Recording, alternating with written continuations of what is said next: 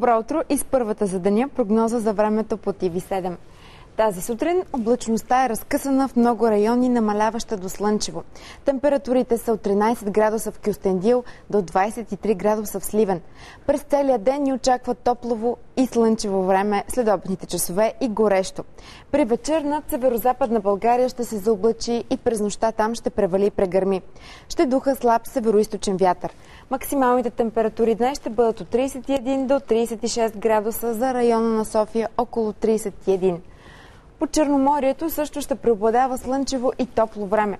Ще духа лек морски бриз.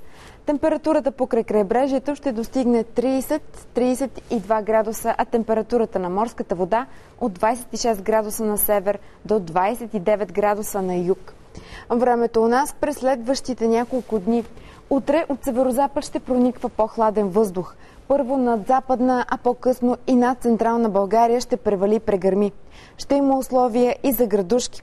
В събота преди обед отново се очакват краткотрайни валежи, придружени от гръмотевици. Първо над източните райони, а по-късно и над останалата част от страната. В неделя обаче ще бъде предимно слънчево. В понеделник на много места ще превали и прегърми.